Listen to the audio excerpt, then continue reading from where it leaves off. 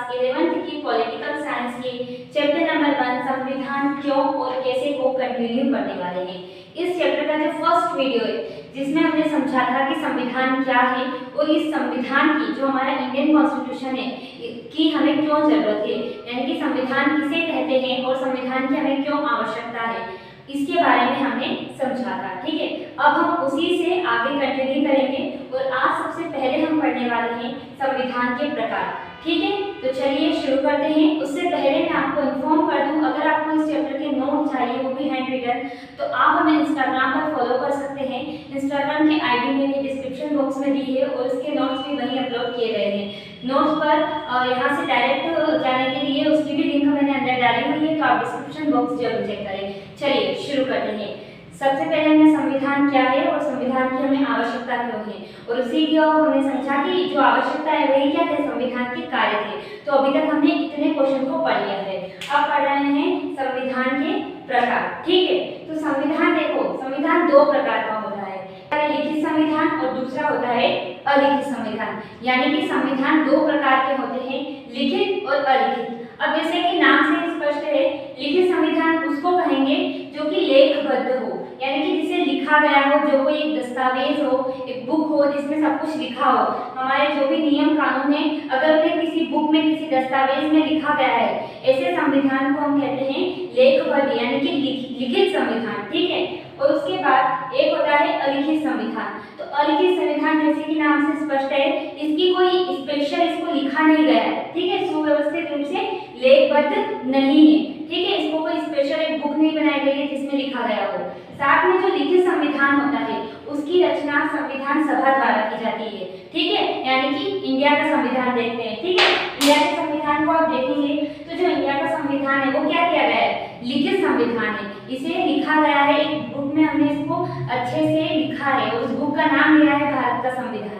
पर जैसे कि कुछ संविधान ऐसे होते हैं जैसे इंग्लैंड का संविधान, जिसको लिखा नहीं गया है, जिसकी संविधान सभा द्वारा कोई स्पेशल रचना नहीं की गई है। ठीक है, तो आपको समझ आया, लिखित और अलिखित दो प्रकार के संविधान होते हैं। संविधान के दो प्रकार होते हैं, लिखित और अलिखित। लिखित संविधान वह संविधान है जिसे संविधान सभा द्वारा जिसकी रचना की गई हो और जिसे लेखबद्ध किया गया हो, यानी कि संविधान के नियमों और कानूनों को लिखित रूप से लिखा हो, उसे हम कहेंगे लिखित संविधान। उदाहरण की अगर बात करें तो हमारा भारत का संविधान दुनिया का सबसे बड़ा लिखित संविधान है। ठीक है, उसके बाद आगे हम अलिखित संविधान को देखें तो अलिखित संविधान वो संविधान है जिसके जो नियम कानून होते हैं उनको लिखा नहीं जाता है। ठीक है, यानी कि एक प्रॉपर वे में उनको कहीं पे भी एक बुक में लिखा नहीं जाता है, तो उसको हम बोलेंगे अलिखित संविधान। और न ही इसको बनाने के लिए, अब लिखा नहीं गया तो संविधान सभा की जरूरत पड़ती ही नहीं है, तो न ही इसको किसी संविधान सभा द्वारा रचना की जाती है इसकी। ठीक है, एग्जाम्पल की बात करें तो इंग्लैंड, और इधर लिखित की बात करें तो इंडिया। अब आपको समझ आ गया लिखित और अलिखित संविधान क्या है। इंपॉर्टेंट क्वेश्चन है, 2 मार्क्स में आ सकता है। ठीक है, अब हमने ये समझ लिया कि लिखित व अलिखित संविधान क्या है और संविधान के प्रकार को समझा। अब हम ये समझते हैं कि दुनिया में बहुत सारे संविधान हैं, सब देश के संविधान हैं, पर सक्सेसफुल संविधान कौन से हैं, और अगर कोई सक्सेसफुल संविधान है तो ऐसे क्या कारण है कि वो सक्सेसफुल है।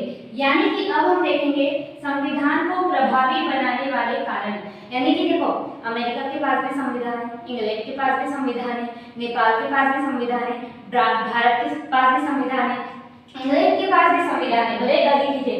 ठीक है, तो सब देशों के पास संविधान है, पाकिस्तान के पास भी संविधान है, लेकिन वास्तव में सही संविधान या फिर हम ये कह सकते हैं वास्तव में सक्सेसफुल संविधान किसका है, यानी कि ऐसा कौन सा देश है जिसने संविधान बनाया और वो संविधान आज तक सक्सेसफुल रहा और आगे भी रहेगा। तो देखो, हम संविधान को प्रभावी, सक्सेसफुल क्या है, मतलब है प्रभावी बनाने वाले कारण को देखेंगे। हम समझेंगे उन देशों के माध्यम से जिनके संविधान सक्सेसफुल है कि उनमें से क्या गुण है कि वो एक सक्सेसफुल संविधान यानी कि प्रभावी संविधान बने। तो इम्पोर्टेंट क्वेश्चन है, ध्यान से समझना, समझ लोगे तो कुछ भी याद नहीं करना पड़ेगा।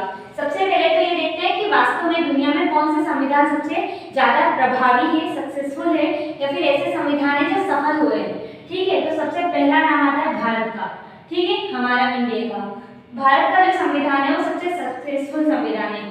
देखिए, हमने आज से 70-75 साल पहले हमारा संविधान बनाया था, लेकिन आज भी हम उस संविधान को फॉलो कर रहे हैं। संविधान में लिखे फॉलो कर रहे हैं। इसका मतलब क्या है, आज भी भारत की जनता उस संविधान को मान रही है और इसलिए हम कह सकते हैं कि भारत का संविधान क्या है, सक्सेसफुल है। इसी तरीके से अमेरिका ने भी अपना संविधान बनाया और आज भी उसके जो संविधान के नियम कानून है उनको फॉलो किया जा रहा है।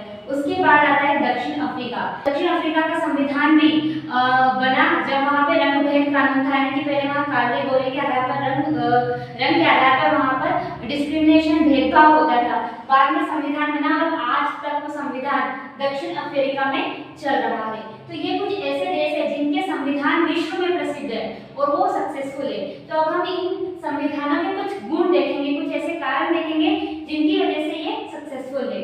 चलिए शुरू करते हैं। सबसे पहले फर्स्ट रीजन है, ये वे संविधान हैं जिन्हें राष्ट्रीय आंदोलन के बाद बनाया गया। यानी कि जो भी सक्सेसफुल संविधान, जो भी प्रभावी या सफल संविधान हमें देखने को मिलते हैं, जैसे भारत का हुआ, अमेरिका का हुआ, दक्षिण अफ्रीका का हुआ, तो उनमें कॉमन चीज ये देखी गई कि इन संविधान को राष्ट्रीय आंदोलन के बाद बनाया गया। राष्ट्रीय आंदोलन मीन्स आपको पता होगा, हमने स्वतंत्रता की लड़ाई लड़ी, इसी को हम क्या बोलते हैं, राष्ट्रीय आंदोलन। तो जब हमने पूरी तरीके से इस आंदोलन में भाग लिया, स्वतंत्रता की लड़ाई लड़ी और जब हम स्वतंत्रता प्राप्त कर ली, उसके बाद हमने हमारा संविधान बनाया। तो हमारा संविधान किससे प्रेरित है, राष्ट्रीय आंदोलन से प्रेरित है। इसी तरीके से अमेरिका ने भी किया और दक्षिण अफ्रीका में भी हुआ। दक्षिण अफ्रीका ने भी बहुत लंबी लड़ाई लड़ी और उसके बाद उसका संविधान बना। और जब राष्ट्रीय आंदोलन के बाद जिस देश का संविधान बना ना, वो बहुत लंबा चला, जैसे कि अभी तक हमारा चल रहा है, अमेरिका का, दक्षिण अफ्रीका का चल रहा है। तो सबसे पहली और कॉमन चीज जो एक प्रभावी है, एक सफल संविधान में देखी जाती है, वो यह देखी जाती है कि वह राष्ट्रीय आंदोलन के बाद बनाया गया है। यानी कि स्वतंत्रता से प्रेरित हुआ जो संविधान होता है वो क्या होता है, एक सफल संविधान बनता है। तो फर्स्ट पॉइंट आपको क्लियर हुआ, ये वे संविधान है जिन्हें राष्ट्रीय आंदोलन के बाद बनाया गया। सेकेंड की बात करते हैं। सेकेंड है, ऐसे लोगों ने संविधान को बनाया जिन पर समाज का अटूट विश्वास था। इसका क्या मतलब है, देखो इसका ये मतलब है, जो भी सक्सेसफुल संविधान हुए हैं या जो भी सफल संविधान हुए उनमें ये देखा गया है कि उन्हें बनाने वाले जो लोग थे, जो नेता थे, वो बहुत लोकप्रिय थे और समाज का उन पर विश्वास था, समाज उनका सम्मान करता था। कैसे, देखो हमारे इंडिया का एग्जांपल लेते हैं। इंडिया का संविधान किसने बनाया, संविधान सभा ने। और संविधान सभा में कैसे नेता थे या फिर कैसे व्यक्ति थे या कैसे लोग थे, बहुत ज्यादा प्रसिद्ध, जैसे कि डॉक्टर भीमराव अंबेडकर, पंडित जवाहरलाल नेहरू, सरदार पटेल। तो ये सब लोग कौन थे, हमारे देश में बहुत ज्यादा लोकप्रिय थे। इनका समाज पर विश्वास था और समाज का इन पर, यानी कि इनको समाज में रिस्पेक्ट दी जाती थी, इनकी बातों को माना जाता था। और जब ये लोग बात करते थे तो समाज के सभी वर्गों से ये संवाद करने की क्षमता रखते थे। तो जब कोई ऐसे लोग बनाते हैं जो समाज में जिनका महत्वपूर्ण स्थान हो, सोसाइटी उनकी इज्जत करती हो, उनको रिस्पेक्ट देती हो, तो वो संविधान क्या होता है, सफल होता है। जैसे हमने एग्जांपल भी देखा, हमारे इंडिया का जो संविधान है वो सक्सेसफुल है। क्यों, क्योंकि उसे ऐसे लोगों ने बनाया जो काफी लोकप्रिय थे, जो जिनका समाज के साथ एक अटूट विश्वास था। समाज यानी कि उस देश के लोगों का उन नेताओं पर एक विश्वास, एक ट्रस्ट था। तो इस कारण जो क्या होता है, ऐसा संविधान सक्सेसफुल होता है, यानी कि ऐसा संविधान सफल संविधान बनता है। तो फर्स्ट पॉइंट हमने ये समझा कि ऐसा संविधान जो राष्ट्रीय आंदोलन से प्रेरित हो या राष्ट्रीय आंदोलन के बाद बना हो। और उसके बाद हमने सेकेंड देखा कि ऐसा संविधान जिसको ऐसे लोगों ने, ऐसे लोकप्रिय नेताओं ने बनाया जिसका समाज से क्या हो, अटूट विश्वास हो, समाज उनकी रिस्पेक्ट करता हो। तो फर्स्ट एंड सेकेंड पॉइंट जो है वो आपको क्लियर हो गया। अब बढ़ते हैं थर्ड पॉइंट की तरफ। थर्ड पॉइंट है, एक सफल संविधान प्रत्येक व्यक्ति को संविधान के प्रावधानों का आदर करने का कोई कारण अवश्य देता है। यानी कि क्या कहेंगे इस टाइप का, देखो कोई भी संविधान जो सक्सेसफुल है यानी कि जो सफल है, उसमें एक चीज रहती है कि वो क्या करता है कि जो संविधान ने नियम और कानून बनाए ना, उनका पालन करने के लिए नागरिकों को कोई ना कोई ऐसा कारण देता है कि वो स्वयं उनका पालन करे, जबरन उन पर कुछ भी थोपना ना पड़े। जैसे अगर इंडिया की अगर बात करें तो इंडिया ने हमें क्या दिए हुए हैं, मौलिक अधिकार दिए हुए हैं। ठीक है, इनके बारे में हम नेक्स्ट चैप्टर नंबर 2 में डिटेल से पढ़ेंगे। तो ये मौलिक अधिकार दिए हुए हैं, तो इन मौलिक अधिकारों के कारण हम क्या करते हैं, हमारे संविधान का पालन करते हैं, जो संविधान के नियम और कानून है। तो कोई भी सक्सेसफुल संविधान क्या करता है, जब उस संविधान को बनाया जाता है तो वो इस बात का ध्यान रखते हैं कि हमें इन नियम और कानूनों को थोपना ना पड़े, इसलिए हम ऐसा कुछ जनता को दे देते हैं कि वो स्वयं क्या करे, इन नियम और कानूनों का का पालन करें, जैसा कि हमारे संविधान ने किया और हमें मौलिक अधिकार दिए, स्वतंत्रता का अधिकार, समानता का अधिकार, शिक्षा का अधिकार। तो जब हमारे संविधान ने हमें ये अधिकार दिए तो हम क्या करते हैं, जो हमारे संविधान के नियम हैं, कानून हैं, उनको फॉलो करते हैं। इसी तरह अमेरिका में भी है और दक्षिण अफ्रीका में भी है, ठीक है। तो दक्षिण अफ्रीका ने भी बहुत सारे जो अधिकार है वो उनकी जनता को, दक्षिण अफ्रीका की जनता को दिए हैं। तो ये एक सफल संविधान के अंदर गुण होता है कि वैसा कोई ना कोई रीजन लोगों को, जनता को देता ही है कि वहाँ की जनता क्या करे, उन संविधान के नियमों और कानूनों का पालन कर सके। तो ये हमारा थर्ड भी क्लियर हो गया। अब बढ़ते हैं हम फोर्थ पॉइंट की तरफ। फोर्थ पॉइंट है, एक सुव्यवस्थित संविधान में शक्ति को इस प्रकार बांटा जाता है कि कोई एक समूह संविधान को नष्ट न कर सके। अब ये क्या है, चलिए इसको इधर हम समझेंगे, देखते हैं ना। देखो यहाँ पे लिखा हुआ है, एक सुव्यवस्थित संविधान शक्ति को इस प्रकार बांटा जाता है कि कोई एक समूह संविधान को नष्ट न करे। इसका मतलब क्या है, इसका मतलब ये है कि दुनिया में से बहुत उदाहरण है कि बड़े से बड़े संविधान को कोई एक समूह नष्ट कर देता है, ठीक है, कोई एक समूह नष्ट कर देता है। कैसे, जब सारी की सारी शक्तियां क्या होती है, संविधान की किसी एक समूह के पास, किसी एक संस्था के पास चली जाती है, तो उस स्थिति में एक संविधान नष्ट हो जाता है।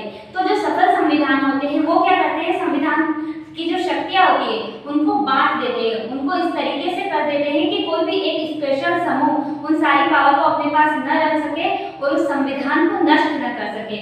जैसे एग्जाम्पल की बात करते हैं तो हमारा भारत का ही एग्जाम्पल है। अब जो भारत का संविधान है और हमारे संविधान की जितनी भी पावर है, यानी कि जितनी भी शक्तियां हैं, उनको हमने तीन पार्ट्स में डिवाइड किया हुआ है, तीन संस्थाओं को दिया गया है। सबसे पहले हमने कार्यपालिका, ठीक है, हमारे यहाँ कार्यपालिका है, उसमें हमने शक्तियों को बांटा है। उसके बाद हमने विधायिका और उसके बाद हमने न्यायपालिका, इन तीनों में शक्तियों का बंटवारा किया है। अब इससे क्या होता है कि कोई भी एक ग्रुप के पास सारी शक्तियां नहीं जाती है, ठीक है, सभी में थोड़ी शक्तियां इसके पास है, थोड़ी शक्तियां इसके पास और थोड़ी शक्तियां इनके पास, ठीक है। अब ऐसी स्थिति में क्या होता है, अगर ये कोई ग्रुप ऐसा काम कर रहा है कि जो कि देश के हित के लिए नहीं है या फिर संविधान को नष्ट कर सकता है, तो ये ग्रुप और ये ग्रुप मिलकर इसको रोक सकते हैं। अगर ऐसा हो जाए कि एक ही ग्रुप हो, मान लो ये एक ही हो, तो क्या होगा, सारी शक्तियां इसके पास है, ये जो चाहे वो करे। देखो प्रधानमंत्री होती है, हमारी कार्यपालिका होती है, संसद होती है, संसद हमारा कोई भी फैसला ले सकती है। पर अगर संसद ही अकेली होती तो संसद की इच्छा होती वो सब कर लेती, उस पर कोई रोक नहीं लगा पाता। लेकिन यहाँ पर क्या है, संसद तो है, उसके साथ साथ हमने हमारे न्यायपालिका यानी कि सर्वोच्च न्यायालय भी बनाया हुआ है। अगर संसद को ऐसा फैसला लेती है तो सर्वोच्च न्यायालय क्या करता है, उसको फटकार लगाता है या उस पर रोक लगाता है। तो इस तरीके से ये जो चीज है हमारे संविधान में पाई गई है और इसी कारण क्या है, इंडिया का यानी कि हमारा संविधान सफल संविधान है। ऐसी व्यवस्था अमेरिका, दक्षिण अफ्रीका में भी आपको देखने को मिलती है, थोड़ा बहुत उसमें चेंजेस आया हुआ है, ठीक है। तो ये हमारा फोर्थ पॉइंट था कि संविधान क्या करता है, शक्ति को किसी एक ग्रुप के हाथ में नहीं देता है, वो शक्ति को बांट देता है। इससे क्या होता है कि कोई भी एक ग्रुप ये ना कर सके कि वो संविधान को नष्ट कर दे। जब शक्तियां बटी हुई रहती है तो सभी ग्रुप क्या होंगे, एक दूसरे पर कंट्रोल रख सकेंगे, ठीक है। तो जो फोर्थ जो गुण है या फोर्थ जो कारण है एक सफल संविधान का, वह यही है कि वह शक्तियों का सुव्यवस्थित या संतुलित बंटवारा करता है, जैसे इंडिया ने किया हुआ है, कार्यपालिका, विधायिका और न्यायपालिका, ठीक है। अब हमने ये समझ लिया। अब देखते हैं लास्ट पॉइंट, एक सफल संविधान प्रमुख मूल्यों की रक्षा करने और नई नई परिस्थितियों के अनुसार स्वयं को ढालने में संतुलन रखता है। क्या मतलब है इस लाइन का, देखो जो एक सफल संविधान होता है ना, वो क्या करता है, जो भी उसके मूल्य है, ठीक है, जो उसके मेन मूल्य है, उसके उद्देश्य संविधान की, उनकी हमेशा रक्षा करेगा। कुछ भी हो जाए उन उद्देश्यों, उसके जो मूल्य होते हैं, जो उसके मूल उद्देश्य होते हैं, उनसे कभी वह कोई भी छेड़खानी नहीं करने देगा, ठीक है। उसके साथ ही वह यह भी ध्यान रखता है कि वह नई परिस्थितियां जो होती है, नई परिस्थितियों के अनुसार क्या हो, स्वयं को ढाल सके। अब नई परिस्थितियों के अनुसार ढालने का मतलब ये है, जैसे हमारा संविधान, इंडिया के संविधान का उदाहरण से समझते हैं, अच्छे से समझ में आएगा। हमारे संविधान में हमें कुछ मूल बातें लिखी हुई है कि हम हमारी संप्रभुता को कभी खतरे में नहीं आने देंगे, हम नागरिकों को मौलिक अधिकार देंगे। तो इनमें कभी भी जो संविधान होता है वो चेंज नहीं करने देता, लेकिन जो हमारे नए परिस्थितियां आती है उनके अनुसार कुछ नई चीजें हम संविधान में जोड़ते हैं और कुछ चीजों को अलग कर देते हैं। ठीक है, तो ऐसा करके हम क्या करते हैं, हमारे संविधान को नई परिस्थितियों में ढाल देते हैं। अगर हम ऐसा नहीं करेंगे तो क्या होगा, ऐसा नहीं करेंगे तो ऐसी स्थिति बनेगी कि आज का टाइम मतलब संविधान बना था उस टाइम में डिफरेंस आ गया है ना, उस समय का जो युग था, उस समय का जो टाइम पीरियड था वो बिल्कुल डिफरेंट था और आज का जो टाइम पीरियड है वो बिल्कुल डिफरेंट है। तो आज हमें कुछ नई चीजों की आवश्यकता है। अगर हम उन नई चीजों को संविधान में ऐड नहीं करते हैं तो हमारा संविधान क्या है, चल नहीं पाएगा। ठीक है, इसीलिए जो हमारा संविधान है उसको कैसा बनाया गया है, उसको लचीला और कठोर दोनों का सम्मिश्रण बनाया गया है। ठीक है, सम्मिश्रण बनाया गया है ताकि क्या हो सके, हम अपने मूल सिद्धांतों पर कठोर बने रहें और जहां थोड़ा बहुत चेंजेस लाना है वहां हम लचीले भी हो जाएं, ताकि क्या हो सके, हमारा संविधान लंबा चल सके। ऐसा कहते हैं जो संविधान कठोर और लचीले का सम्मिश्रण होता है वो दीर्घायु होता है, यानी कि उसकी उम्र लंबी होती है, वो ज्यादा समय तक चलता है। उस संविधान को ज्यादा समय तक वहां की जनता उस संविधान के नियमों और कानूनों को फॉलो करती है। तो ये 5 मेजर रीजन थे जिनकी वजह से कोई भी संविधान क्या होता है, सक्सेसफुल बनता है या प्रभावी होता है। एक बार समराइज करते हैं। फर्स्ट रीजन ये था कि वह संविधान जो राष्ट्रीय आंदोलन से प्रेरित हो, ठीक है, वह सक्सेसफुल होता है। सेकेंड रीजन था कि ऐसे लोगों ने बनाया हो जो लोकप्रिय हो, जिनका समाज पर विश्वास हो। थर्ड रीजन था कि संविधान कुछ ऐसे मौलिक प्रावधान दे जिसका जनता आसानी से पालन कर सके। उसके अलावा चौथा हमने देखा कि शक्ति को इस तरीके से बंटवारा करे कि कोई भी एक ग्रुप जो है वो संविधान को नष्ट न कर सके। एंड पांचवा हमने देखा कि संविधान ऐसा होना चाहिए लचीला और कठोर दोनों का मिश्रण, ताकि लाइक आगे चलकर अगर हमें कुछ उसमें ऐड करना हो तो ऐड भी कर सके और कुछ निकालना हो तो निकाल भी सके। और साथ में ऐसा हो कठोर इस तरीके से बनाओ कि इसके जो मेन जो फंडामेंटल उसके उद्देश्य है वो कभी नहीं बदले। ठीक है, तो ये हमने देखे संविधान को प्रभावी बनाने वाले कारण और इसके थ्रू भारत, अमेरिका और दक्षिण अफ्रीका के एक सफल संविधान के माध्यम से।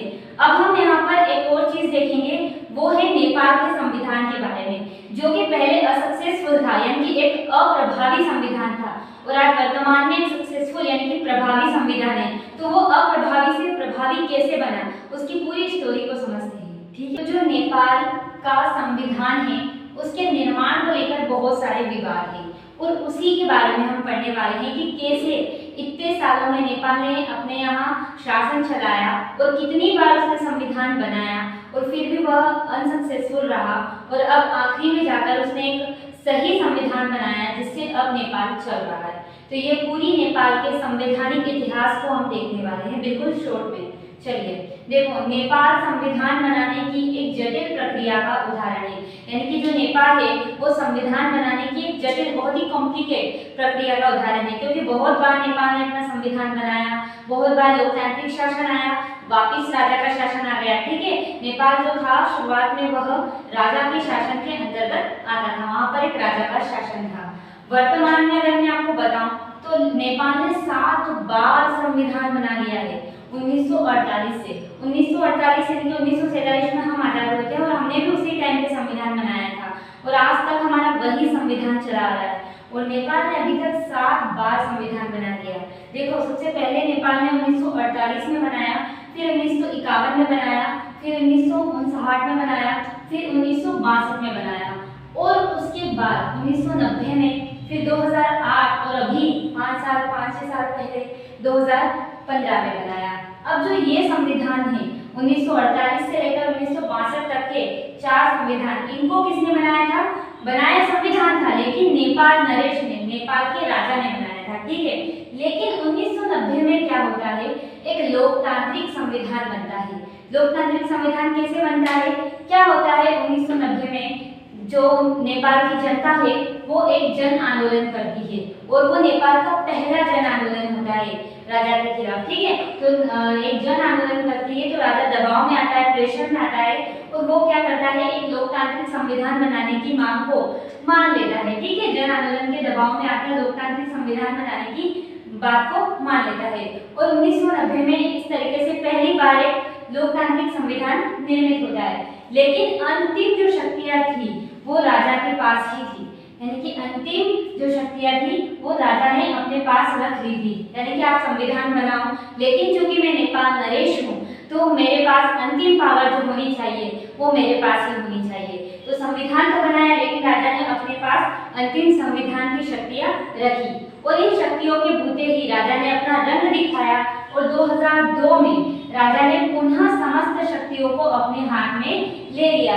यानी कि 1990 में राजा ने जो लोकतांत्रिक संविधान बनाया था उसको पूरी तरीके से बर्खास्त कर 2007 में जितनी भी पावर संविधान को या लोकतंत्र में दी थी वो सारी राजा ने ले ली, क्योंकि अंतिम शक्ति राजा को उस समय मिली हुई थी। तो इस तरीके से 2007 में वापिस से जो नेपाल था वहां पर राजा का शासन आ गया और लोकतांत्रिक शासन पूरी तरीके से खत्म हो गया। उसके बाद क्या होता है, 2007 में एक नई क्रांति आती है, यानी कि नेपाल के लोग लोकतांत्रिक संविधान बनाने की मांग करते हैं और इसीलिए वे 2007 में नए संविधान सभा के गठन की मांग उठाते हैं। किसके सामने? राजा के सामने। ठीक है, वो बोलते हैं कि हमें एक नई संविधान सभा चाहिए जो हमारा एक नया संविधान बनाएगी और हम एक लोकतांत्रिक शासन व्यवस्था में जीना चाहते हैं। जब वह जन प्रदर्शन करते हैं, ठीक है, और जन प्रदर्शन करने के कारण राजा पे क्या होता है? दबाव बनता है। तो जन प्रदर्शन और दबाव के कारण राजा मान जाता है और 2008 में पुनः नेपाल का संविधान बनता है। ठीक है, और उसके बाद नेपाल 2015 तक उसी संविधान को फॉलो करता है, लेकिन उसमें कुछ कमियां नेपाल को लगती है। इस कारण 2015 में पुनः नेपाल एक अपना नया संविधान बनाता है और अब 2015 से आज तक जो नेपाल है वो अपना संविधान फॉलो करते आ रहा है। तो ये पूरी नेपाल की हिस्ट्री थी। यहाँ से ऑब्जेक्टिव टाइप क्वेश्चन बन सकते हैं कि अभी तक कितनी बार संविधान बना चुका है। नेपाल तो 7 बार बना चुका है। यह संविधान बनाने की एक जटिल प्रक्रिया का उदाहरण है। ठीक है, पहली बार जन आंदोलन 1990 में हुआ था। ठीक है, उसका नया संविधान कौन सा है? 2015 का। तो ये कुछ चीजें नेपाल के बारे में ऑब्जेक्टिव में आ सकती है। तो ये था पूरा नेपाल के संविधान निर्माण से रिलेटेड विवाद या उसकी हिस्ट्री।